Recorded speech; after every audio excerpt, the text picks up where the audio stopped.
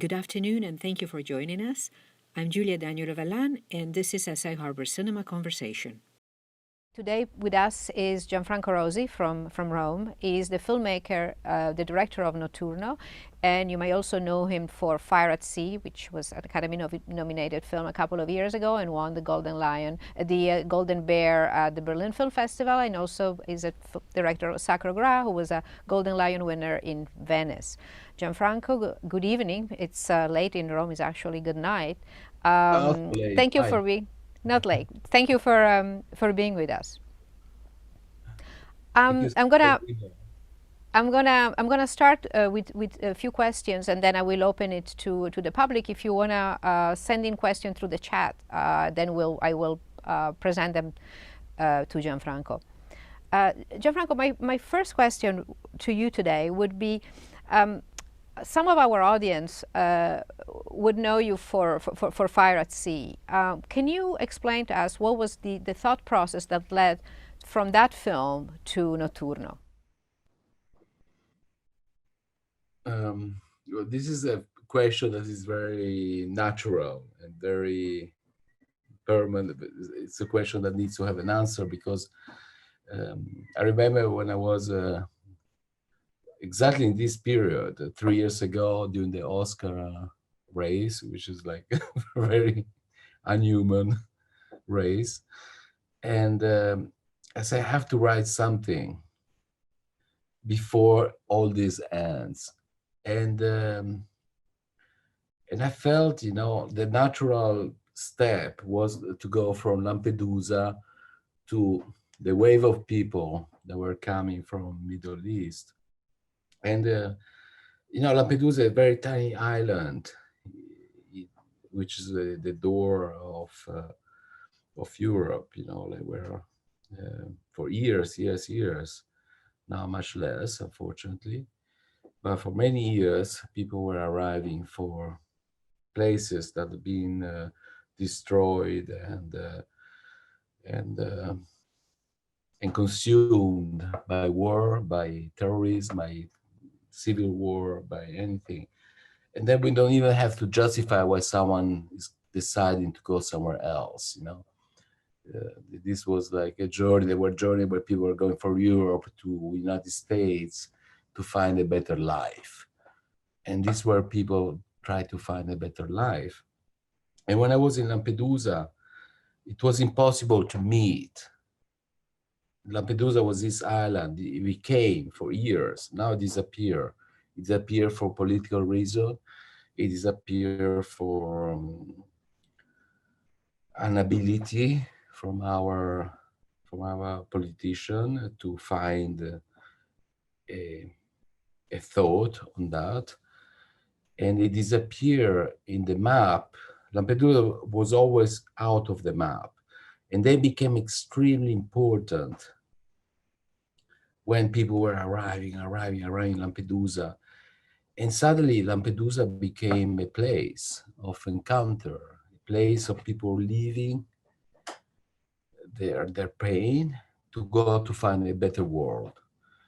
And then politicians came and they canceled Lampedusa. But when I was there, it was impossible for me to meet the people that were arriving there, just because there was no time. And they were arriving to the island, having a photograph, spending there 2 days, and then spread somewhere else, in Italy, in Europe, I don't know where. And that was a big betrayal of history, because we are responsible for what was happening there. And when I finished this film, and I remember writing this in 2 weeks, I wrote this film in 2 weeks. It was like 3 pages. Notturno. Because I say I have to step in a different itinerary right now. And I wrote Notturno there. And I say I have the obligation to go where this is happening. And we talked before, and this is something I think every conversation I do, I have to show this, which is a map. Because Lampedusa is a place of 4,000 people, and the world I face is is a world of millions of people. And I said, how do I do this film? How am I able to absorb and to film what happened here in these 100 years? Because that's what it is. It's like 150, millions of people. It's like there's an incredible source there of things. So I have always with this map with me, and this map they became absolutes. And this is like the next step where the absolutes are there. And the absolutes are Baghdad, Kurdistan, is Lebanon at the border with Syria, is Iraq with the border of Iran, where 3 million people die. So I create this map of absolute, and knowing that the borders were completely fake because they were built in 1916 with two people that they decided to scratch a, a division on these places. And I started to this. And when I approached this world was completely disintegrating with the ISIS, with there was an incredible impact of ISIS. ISIS was collapsing. And so I decided to go through in this film with this map and with this itinerary. And that's what I did. And then in these places that somehow are a division, somehow are a breaking point, I decide that I have to give a voice to the people I meet, completely randomly and completely accidentally. And this when the film started, when I got the awareness that those places didn't mean anything and meant a lot when ISIS was there. And my encounter were completely random. And I have to give myself to this encounter in order to build the film. Because with no encounter, there's no filmmaking for me. So that's where I, it started the film. I wanted to ask you. I want definitely want to ask you about the characters in the film, but I want to follow up on something you two words that you mentioned. You mentioned borders, and you mentioned war, and that those are the stories that the news, and not only the news, tell us about the Middle East. I haven't seen a film about the Middle East like yours. It's completely unique because you cancel the borders and you don't even show the war directly. Can you talk a little bit about this? Yeah, Borders for me was a place where I started the film, and it was an invisible place because I was in places with fire gun with things, and people were saying, this is a border, this is a border, this is a border, but I could never see that border because the border has no structure, doesn't have like a wall. The border is in between the desert. And um, and I was there for many approach, there was extremely painful moment when in Rojava, the Turkish arrived and invaded, and they said, "This is our border," and this is our border. And then we were sleeping in a place, and where the plane arrived in Bombay, 50 people died, horrible. And yet, I could never be able to feel what is the idea of border, what is the idea of border, and be in a workplace. You realize after a while that war is not so interesting to be filmed. It's not something that you can film war because there's so many strategy. Because that war was a war about Turkey, Russian, American things, too many things happening there. And and then I realized I have to flip this.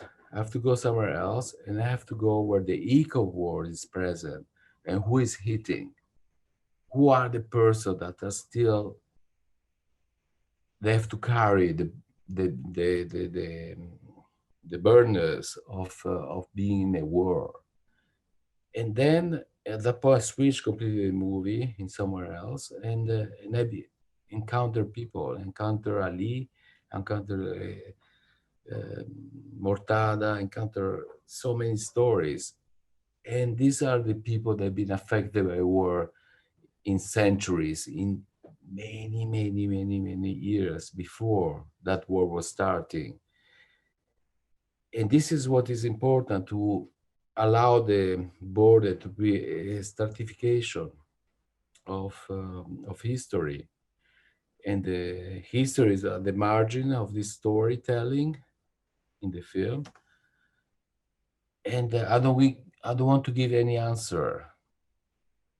And the answer, it comes from the people I met, and for the people I was able to spend time with, which was going from Kurdistan to Lebanon to Iraq, to the border of Iran. And that's, I created this absolute. And at the end, for me, was like at the beginning already was to neglect all borders.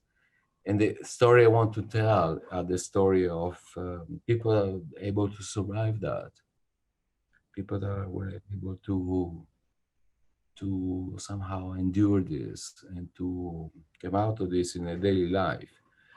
And that's why in the film I decided not to put any borders anymore.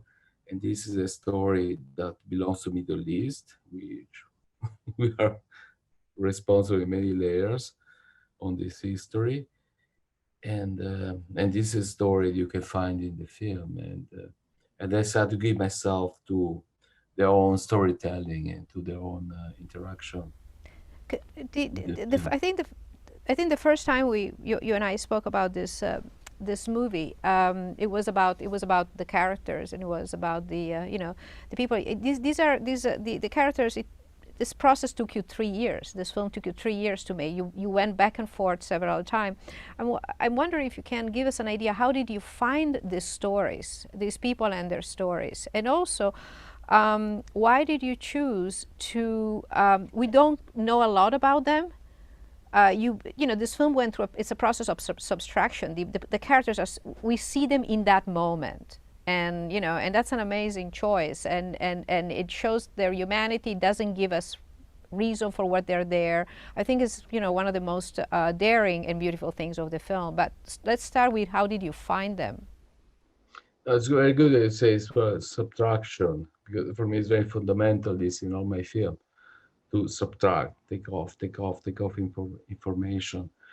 We live in an area that you can get all information everywhere. I'm here with a computer in front of me, boom, and know every answer. So from there, I have to start with subtraction, and say less information. And from that moment, I realized that the story have to be followed. There was the one of Ali. It was the one of the students. It was the one of his mother losing the son or their life. It was about an area which is called Kurdistan. It was about a phone call that I found randomly. It was about encounter, and that was for me what is important, to encounter. And without encounter, it doesn't exist. Storytelling for me. Calvino used to say, encounter is something that passed by near you, and the more you turn, it's gone. He was also talking about the truth. The truth is something that passed by you and it's gone. And that's what for me it is, to have this encounter, to be able to embrace in this journey of 3 years all the people I met, and then I find 8 stories, and this story had to be an archetype element of storytelling. There had to be something that went beyond my choice, and there had to be something that they were able to tell a story, and somehow they were able to tell a story in the silence, in the moment in between notes where you don't have an answer, but the space between notes is so fundamental, because there where notes belongs to another notes, where character belongs to another character. And the biggest effort in this film was like to be able to stop, because every single person in this film could have been like a 3 hours movie, a 6 hour movie, a 10 hours movie, every single one. And I wanted to create a story of subtraction, take it off, take it off, take it off, and having this continuity with another story, with another story, with another story. And that was my challenge, to say, okay, I'm filming, I'm finding a moment which is there, and this moment has to be an archetype, has to be something universal, has to be something that is beyond borders and um, is beyond what we know about that. But then I believe that if you are able to go through this process, you have all the answer about the damage that was created in that world. And I think the film somehow is about two things: tragedy of destiny and betrayed of history. And this is what the film is about: the tragedy of destiny of the people I met, and the betrayed of history, which the political part of the film. I like to speak a little bit more about the way you film and the choices you make. To take the scene of the women in the prison. If you want to bring us there, what did you know what was going to happen in that jail with those women? How did you capture that moment and that old sequence? This is all part of encounters, and is part of I never did any research on this film. I never went and said what's happening there, because for me it was a world that was so huge and so immense that I just let myself transport in this border. That the border is a place that divides, and for me it was a place of encounter. There's a sound. Yeah, yeah, I think you're back. I'm back. Yes, you're This, back. um, I think we were talking. I was I asked. saying the border is a place that separates and unifies. It's a place that created division. And for me, that border was a place that created an encounter. And that's what I let myself doing. Like, I remember when I was coming from Baghdad and going to the south in Amara. I'm looking at the map in Amara, where this is much like where like 3 million people die on the war between Iran and Iraq. And in this journey was like completely stopped. Every 2 hours there was a checkpoint. In every checkpoint, you don't know if it's a real checkpoint, it's a fake checkpoint. You don't know if they're gonna. If it was a real checkpoint, you have to give all your document or your things, and you have to be there for 3 hours, and then convince them that you're having a film. Because that was an incredible difficulty on this movie, to be able to film, to be able with there with the camera, and you have always to justify that constantly, constantly, constantly.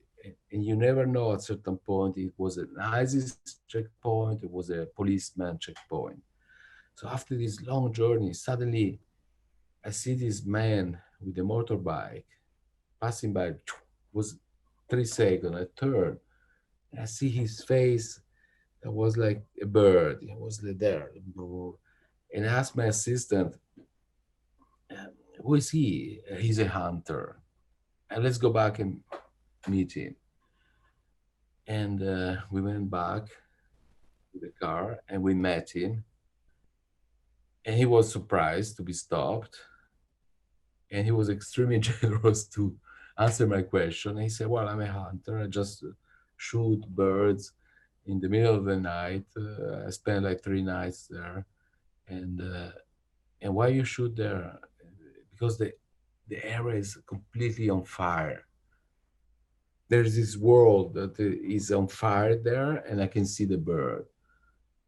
And then I have these images of this place with all the pipelines, burning gas that is coming to us, and this guy that is going there to feed the family with these birds. And then he invited me in his house. He said, come here, and what you're doing, who are you? And then for me it was fast. I said, I'm gonna come back here and film this. And 6 months later, I went there and I was able to film. When he saw me, he embraced me. He said, "Wow, you really came back. I really believe you right now. Now I know that you want to tell this story."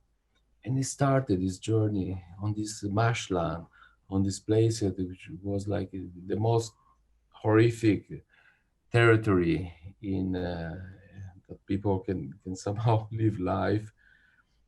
And every day, this guy was at night going to with this little canoe there, and then I started filming him. It was a long process. It took me months, just to have three point of view, 3 moments I was filming him, arriving with the bike, be there, taking his boat, going into the and wait. Because at that point there was no birds anymore, so he was waiting. And I was waiting too, always for an answer. And this became a fundamental element in my film. I remember when we were editing, Jacob was saying, well, here there's no story. And I was telling Jacob, no, this is the story of the film. This is exactly what happened. It's a world upside down, a world that is burning. And when I was there was constantly fire, people shooting everywhere. And when I was there, 3 times I was almost kidnapped, very close to be kidnapped. So that was somehow another absolute for me of the film, and became a moment that transformed itself in something else. And I don't know what I filmed, but I shot in 3 months, 4 or 5 moments there. And this was for me fundamental in the film. It was a language, was something that was taking you to understand that world. And again happened with Ali, and again happened with the phone call, and again happened with the woman I met in the jail. So that all this random encounter, that when you put yourself with the camera, this encounter became fundamental. And because I realized very simply that when you put the camera there, things change, and they create a connotation of storytelling that is incredible, and that belongs only, I think, to documentary, and to be able to find that element of storytelling that is there, and that they create at the end something that nobody can write. Because if somebody asks me what my film is about, I still don't know. I would be able to write this film. No, I would never be able to write the film. Is anyone be able to write this film? No, nobody would be able to write this film. Is anybody be able to act in this film? No, nobody will be able to act in this film. So this is for me the fascination for documentary, that there's a moment that when you put the camera there, things become so strong, and they're transforming in an incredible narrative and an incredible storytelling. I think it's. I would like to open this to some of the questions, but I'm going to ask you one more follow-up before I do so. You often say, you're talking about putting the camera there, the moment where you do. You often say you are very lazy. You don't like the act of filming itself is the one you like the least. And so tell us a little bit about you making a choice of filming so little and only filming when you are sure that you have the moment, that your story is ready for you to actually take it on film? Well, this is like the awareness that making films about missing moment is about not gaining a territory. You know, otherwise we would be like a dog pissing right and left and marking a territory. I think a filmmaker has to make choices, and more documentaries has to make choices. And yeah, for me, I have to spend time without taking the camera out. And this is what I do always. You know, in this film, I think I spent like 8 months without filming anything. And only when I had a complete idea of what I wanted to film, I was able to put the camera in certain situations, in certain places. And and only when I was able to spend time with the people I met, I was able somehow to see that there was like in their life a certain ritual and a certain daily action that they were doing. And then my duty was like to find a moment, either anticipating that or waiting for that. But the important thing was always find the right distance between my point of view, their point of view, and the idea that this camera was changing everything. Because when we put the camera there, it does change. It does change the relationship. It changes everything. It's like being in a psychiatric bed or psychologist bed, and when you have to tell your story. And at that point, everybody becomes a protagonist. Me that I'm filming, and the one that I've been filmed in that moment. And we have to find that proportion, that right distance. And that's where I think it's important for me to spend time before I take out the camera. And yet I still think that I know, but when I put the camera there, I don't know anything. And the camera changed everything. It changed the relationship. It changed my relationship with the person. The person changed the relationship with me. And this becomes a transformation. It becomes something that I was never expecting. And becomes, I don't know if the person in front of me is acting. And of course, maybe he does. But my duty is to find the truth on that moment. And to find that, I have to be able to find a frame and waiting for the frame because I know that this is the right frame and I know that this is the right moment to film. And to find the right frame, I have to find the right light. I have to find the language of cinema, the language of cinema that bring me to understand that what I'm filming is the right language. And to do that, I need the light. And for me, the best light is when there's clouds, because when there's clouds, I can move 360 degree and find the right frame and find the right distance. I don't have to worry about the sun. I don't have to worry about all the elements. And I have to worry about the person I'm filming transforming himself. But then at that moment, it changed all the language. It changed everything. And that moment becomes the answer for me why I'm doing documentary, because I never expect when I put myself in the viewfinder, I never expect that there is something that's happening there. You know, sometimes people ask me how your movie looks so scripted, and they're not scripted. Never. I don't write a single line. I don't tell people what to do, but there's incredible relationship. And in this relationship becomes something that is fundamental and becomes a narration. And that's what I look for always, this narration that I never expected. I have a question. I have several questions, but there is one from April Gornick. Beside the incredibly powerful visual in Notturno, the sound treatment was equally powerful.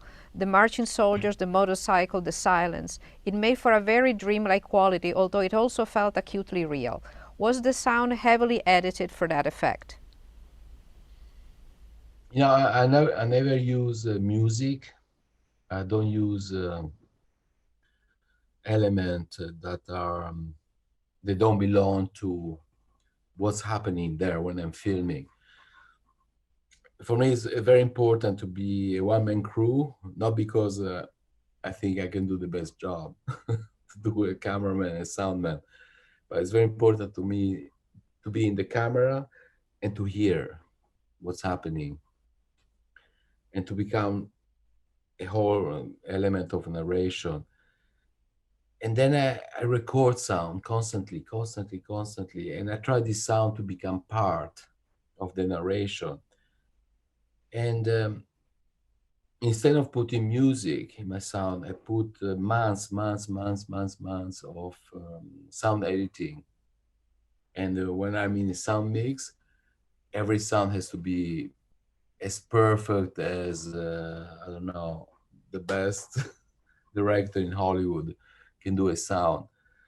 So I recreate sound. It's very important for me that there is no the wind that is like going in the microphone, and and some sound has to be pushed up or pushed completely down. And so sound for me becomes the narrative of the film, the sound editing. For me, the moment of the horse in this film being there, and I filmed that horse for 50 minutes, 60 minutes, I don't know, it was like 1 hour interaction between me and the horse. When we were editing the sound, I said, yeah, but the sound somehow has to transform this moment in something else. When I had to go from 1 hour to 3 minutes, I had to work with the sound I was around. And the sound became like a moment of storytelling there. So we decided to, in the mixing, to take completely off the sound. And the moment I took off the sound, these scenes became eternal. For me, it became like a moment of confession, became a moment of interaction. And I had to work with this element of sound constantly. The sound is my first moment when I'm working with someone. I put the microphone there, and maybe for weeks I don't feel, but it's always there, the microphone. The person get used that the sound is there. And it's extremely complicated to put a microphone because then you have the thing of the shirt, where you put the microphone there. And this becomes an incredible challenge. So it becomes another element of narration for me, the sound. And physically, when you feel, because you can fuck up completely if you do the wrong image, but then you can fuck up completely if your sound is not perfect there. And that's another moment of anxiety when I feel to put the microphone that is there in the color, and this sound has to be perfect. Cannot have like cannot have like any kind of interaction with the clothes, with the wind, and then when you find exactly where to put that sound, and the sound is perfect, it's another moment of narration that you create in your film. And when I'm there listening to that and looking at that, everything has to be perfect. And then when I'm in the editing, all this has to be destroyed and brought in something else. And the sound has to become a, an element of narration. And we spend months in the sound editing. And this, for me, what is important to create a narration with the sound. I don't want to put music. I don't want to put any element to disturb it. But what I have, like someone breathing, like can be something like this that has to be accentuated in that moment, and that has to be part of this of a storytelling for me. So I Um, push this element of sound. Ken Dorff is asking, who were the men in orange? What crime were they charged with? What became of them? Is it he or is it she? Is a he, Ken. Is it he? If he asks me who are the men, it means that the film has been totally disaster, because these are the men of these are ISIS people. And I thought it was very clear to put off the scene of the kids. I was able to be in this prison and to encounter this prison where the ISIS fighters that were recruited there. And it took months to get permission to go in this prison, and this prison where the ISIS people were.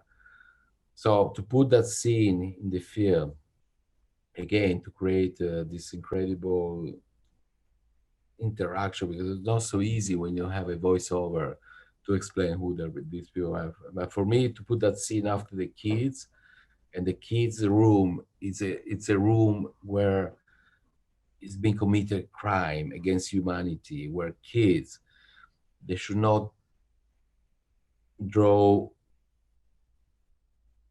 a chopped head, a chopped arm, and say, I'm alone.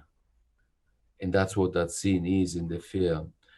To put the prisoner of ISIS after that scene was like declaration that this was ISIS people. Nobody knows. Yes, anyone is, can ask me, who are these people? But I thought that after that scene was very, very, very easy to understand that these were ISIS combat people. And yet, in that scene, for me, there is a political statement. And I ask always, is it right to treat these people like that are in the room? They cannot sleep, they cannot do that, and leave all the burden of ISIS to Kurdistan and to Kurdish. But I'm aware that here we go in a different territory. But that's what is the film about. It's about giving an impulse about certain image and having the audience to give their own answer. Because I don't explain who are these people. I don't know who these people are, or we don't know who these people are in the film, the structure. But the fact that these people are after the kids, we know that these people are the one that inflicted to the kids is enormous pain. There is a And question. yeah, but that is very important. There's a very political answer. And is it right that we treat these people like that? And is it right that we leave all this burden to Kurdistan and to the one that they fight and we betrayed as Western? Because Kurdish, especially in Syria, they left completely on their own. And I say, no, it's not right. And I think someone should be there. And I think United Nations should be part of that decision. Since you've been talking about, I didn't mean to interrupt, but since you've been talking about the kids scene, there is a question on that from Marion.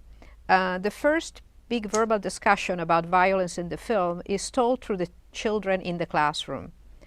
Why did you decide to use the children's voices and drawings to do this?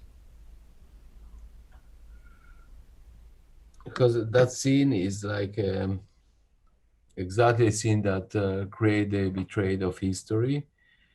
And this is like a testimony that it doesn't exist anywhere in the world. I was able to meet these kids, and they are Yazidi kids, where the community was completely destroyed, completely destroyed. There are like thousands of women that were like taken, became a slave, sex slave of the ISIS people, and these kids were in an orphanage, and I spent there months, and I didn't know how to film them. I didn't know how to be able to tell the truth. And then one day I discovered there was this teacher um, doing this program, and it was a therapy on drawing. And these kids, they were stretching their life with memories, horrible memories. This was an orphanage. And I didn't want to tell it was an orphanage in the film, because I think that the story they say and what they're saying that moment is a political moment where no one can allow this to happen. A kid doesn't have to draw a chopped head, a chopped arm, a, their friend being burned in a cage with gasoline. And that's what they did.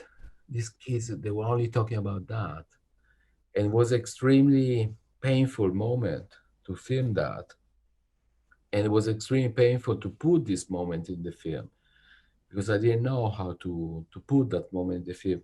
And then all this became like in the editing, a point of departure or a point of arrival or a point of switching things. There was a moment of, and so the whole editing is around that scene of these kids. And I wanted to create this room, which was like a room of confession, a room where kids they can portrait for the first time because there's no images, there's no film, there's no photograph, there's nothing that is there that is witnessing this disaster that the Yazidi community they've been somehow afflicted by years, and that was another disaster that happened to them.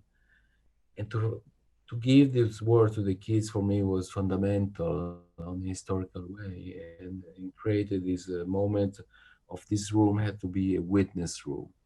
This, this moment had to be a moment of the truth that comes out on the pain of a community that over years and centuries they've been abused. And the kids, they were the voice of be able to portray that pain that they went through that in centuries, because the Yazidi community is a completely, they are not Muslim, they are not Christian, they are nothing, they are like a part of a world that is so far away from any kind of belonging to a state. Is a community. It's a community of a few thousand people that keep surviving. And these kids are able to tell what happened to them in that moment. And those kids, they lost everything. They lost their parents, they lost their life. And again, for me, all this had to be given in a very short time, because every story in the film could be like a 3 hours documentary or 6 hour documentary. But for me, documentary is about subtraction right now. It's about taking off, and be able to create a structure that, with very little moment, is able to put the people that see the film and questioning, and put them in the other side, on the side of the frame, and be able to ask themselves what happened there. And I think at the end of the film, the answer is given by the close-up of Ali. And that close-up, if you're able to arrive to the end, it gives all the answer. There is something that I should mention to our audience, because I think it's kind of relevant, is that when you film, you don't, in this particular film, you didn't understand the language. So you don't necessarily knew what they were saying, both the kids or the women in the hospital. Is that correct? And was that liberating or was complicating your relationship with the characters? It was complicating my relationship with the characters, but again, I never arrived in a place and film. So I arrived in a place, and every place I was, I spent months. This film took 3 years to film. So every time I had an encounter, I never filmed immediately. And I had the time always to go into the story with my assistant, every single place.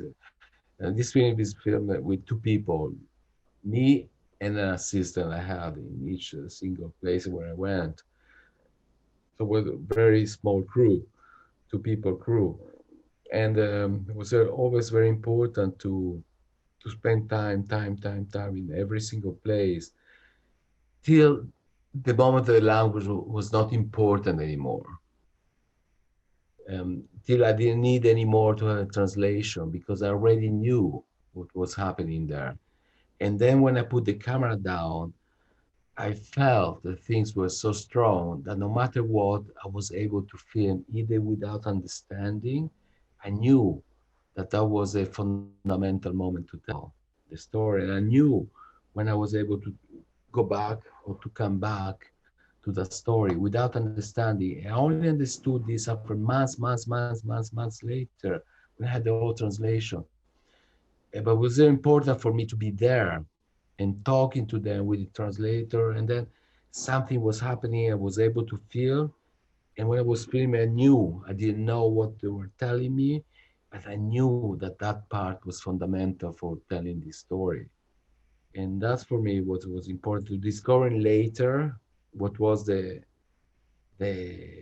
essence of what we were telling, but to somehow have an intuition when I was filming that that was very important to be there with the camera and to find again that distance, that moment of how I'm gonna tell this story here, and there, how, where I'm gonna be in that moment that I don't understand what I'm telling me.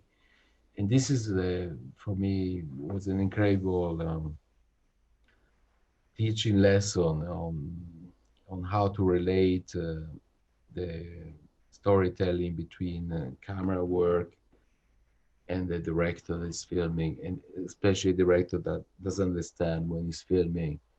There's something important there. So I think that was possible because I spent a lot of time with every single situation, months before I took out the camera.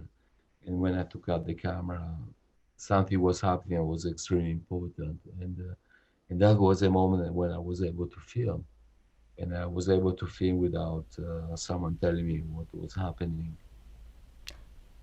Gianfranco, I have to tell you, we have several messages of enormous congratulation and other astonishing film that explores human suffering so empathetically, exceptionally brilliant. So we have like instant reviews, horrific and beautiful, so compelling. So you need to know that. But I also have a few other questions. We don't have a lot of time, but from Joni. The subjects of the film are living under constant threat of death, violence, and war with no end in sight. And yet they find a way to persist. What can the rest of the world learn from a society that just keeps pushing on and even thriving with a very, very scary and unknown future? Which is, I think, is what you're saying at the end of the film with Ali's close-up. Yeah, and I have to say that I understood this film. I finished this film on the 28th of April of February, which is exactly 1 year ago. And after being there for 3 years, I went to two different moments of editing in this film. And the first editing I did, I was like, I'm doing things which is so surreal, it's so expanded. There's this separation with people. There's no contact. There's no moment of interaction. Everything is so suspended, and the future is so suspended there. And I had many problems when I did my first edit, and then I say I have to go back there, and I went back. It was like September, October of 1 year ago. And I spent again there October, November, December, January, February. I spent another 5 months there filming. And when I came back, there was this epidemic, this horrible lockdown. And then I edited the other part of the film on this lockdown from February to Cannes, then Cannes didn't happen, then from Cannes to Venice, and finally Venice happened. So it was like this months there, I understood that the film was somehow very able to talk in a universal way, because the suspension we are living right now is exactly the suspension Ali is living. But we are extremely privileged in this moment. In our suspension, we know it's going to be an end somehow. I'm here in an apartment. I'm able to eat. But the people I met, this suspension is going on from the moment they were born. Ali is living that sense of suspension till he was born. And a kid that is 14 years old is taking care of his family and doing things that no kids should do. I spoke a few days ago with my assistant, and he said, Gianfranco, what's happening right now in Middle East is horrible. It's horrible. You were the one that was able to film from the ISIS time, which was like a totally destruction of this world, where we had so much attention from America, from things, from the, and then now nobody is listening to us.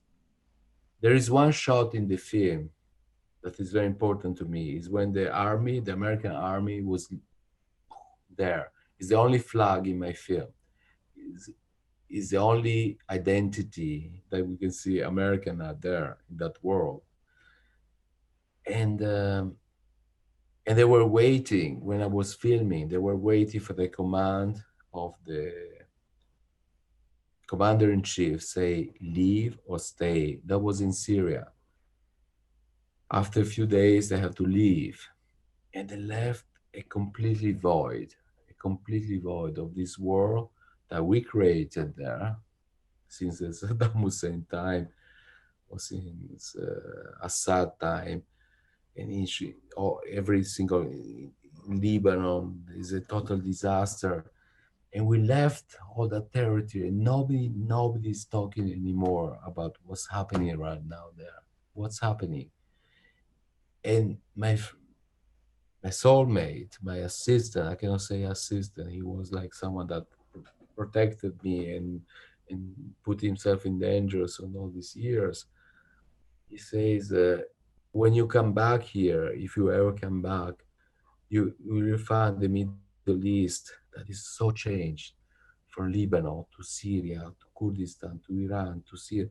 It's a total disaster here. And you're able to somehow confront this epidemic. For us, the only result we have is that ISIS is again there. 3 days ago, ISIS made 20 people die in Baghdad. So we are going back to 4 or 5 years ago, and those places were abandoned by politics all over, by Europe, by Americans, and he says, when you come back, the place you find is not gonna be the one you left. And your film is the only one that is covering between ISIS and the pandemic. And the politician in Europe, in America, they will never be able to even know to whom to talk right now, and who is going to be in charge right now. So this is an incredible defeat, I think, for the Western world, and we have to be able to go back and see what's happening there. And this is extremely painful. I think it would be hard to find a better way to close this because it gives us so much to think about. And we're running out of time anyways, but I would like to finish our conversation with this answer in particular. So I want to thank Gianfranco. I want to thank everyone that has joined in for this very poignant moment and conversation. And I hope you will watch the film again, because it's a film that it's beautiful the first time and then it keeps growing on you. Thank you again. Thanks, Gianfranco. Thank you.